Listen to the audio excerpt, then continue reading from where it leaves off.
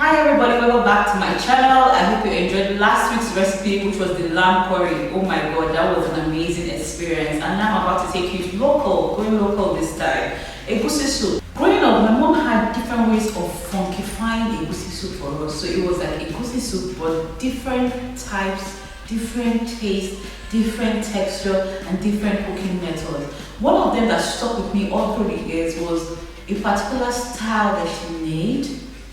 It wasn't until I moved to Lagos I realized that there was actually that style of egusi was actually known as Ijebu egusi. That is the beginning part of it. The only difference is we tend to put in UTAZI. UTAZI is an Igbo, is mostly used in Igbo cuisine, like Nkobi for example. You wonder what that bitter leaf is doing on top of Nkobi, but it goes very well because the spiciness of the Nkobi and the bitter taste of the UTAZI kind of comes together and it works perfectly to give you an amazing experience. So we're going to be using that same method in this egusi soup. We're going to make the egusi soup.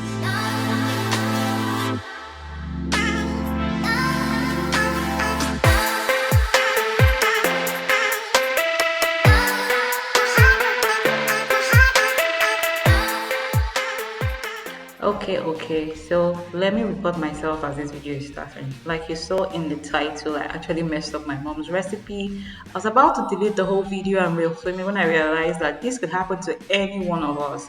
So I'm going to show you how I messed up this recipe and also how I fixed it up. Right now, I'm just seasoning my chicken, and if you can tell already, that was already way too much water at this point.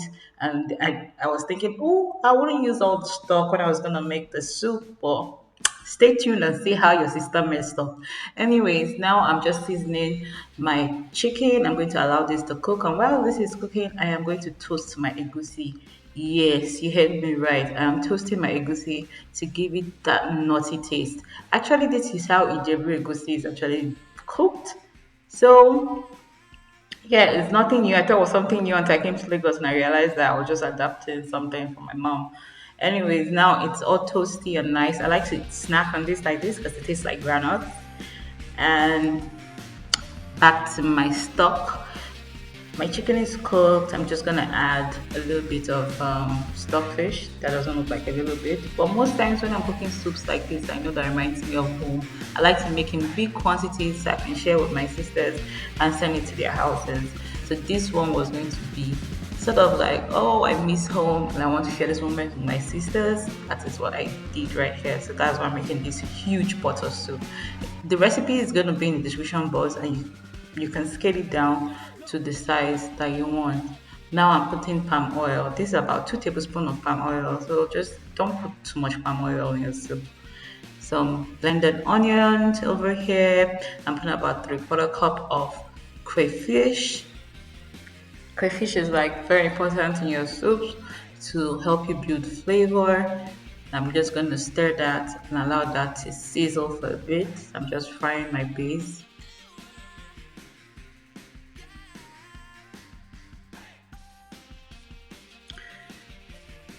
Ooh. Okay, now I'm adding about a cup of Scotch bonnet, that is blended pepper. This soup for me, I like it spicy. So if it's a little bit too much spice for you, you can reduce it. But trust me, this is one of those spicy soups that you actually do enjoy. Now I'm adding my blended egusi. I blended my egusi with just a little bit of water. I'm just adding it to the pepper base, and I'm going to stir this and allow this fry down as well.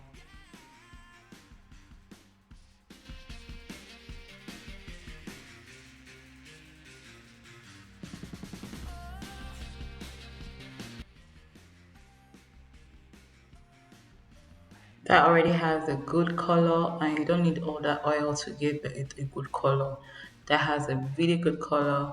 I'm just going to let this cook down for a little bit, and hey, this is where your sister made a mistake. I initially was planning to scoop out half of the stock and use, but I got distracted and emptied the whole pot into my soup, and lo and behold, my soup has turned to mmiri. It has turned to water. So what are we going to do now? I already know how to fix water soup and I want to show you how to do that. Since I'm cooking with chicken and I don't want it to melt completely, I'm just going to remove my chicken from the soup and just let the soup cook on low heat.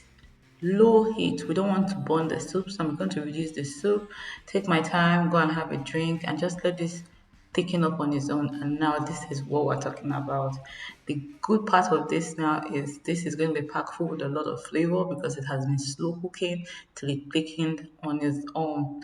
What you're going to do right now is check your seasoning. I'm going to add a little bit of Maggi, a little bit and a little bit of salt. And trust me, as a Yoruba Igbo girl, I wanted a little bit more heat, so I added some Cameroon pepper. You can totally skip this part if you're not for spicy foods. Now I'm adding my chicken back to the soup and I'm stirring it in. It's giving me the texture that I want, the look that I want, and it looks so beautiful. Oh my god. And it really smells good. I'm so happy I fixed that pot of soup. Now, I'm going to allow this to cook, to allow everything to cook, mix in, and I'm adding my periwinkle. You can do the ones without the shells, but I wanted to give myself some adventure because I love sucking the shells of periwinkle. So I think this is called it's Esam or Isam in some parts of Nigeria, but this is another fun way to have soup. I'm going to let that mix in properly. Now I add my UTAZI. If you do not have UTAZI, because the only substitute to UTAZI will have to be bitter leaf, because we're trying to do that slightly bitter and spicy feel for this soup, which goes very well with the nutty toasted taste of the egusi. So you can use bitter leaf or use, but just make sure you put a little bit. If you want more veggies, you can add ugu or pumpkin leaf just to make it to have more vegetable. But I like the soup like this without too much, going on. I probably would drink my veggies if I was looking for veggies in a smoothie. So this is amazing. Oh my god. Just let that bubble away. Just let all the flavors marinate and voila. Our soup is ready. What is your favorite way of having this soup? You can share that with me in the comments. And if you've not subscribed, please subscribe. Click that notification button so that when another video will come, you will say, hey, you missed it. Oh, now you're here watching me mess up a soup and fix it back.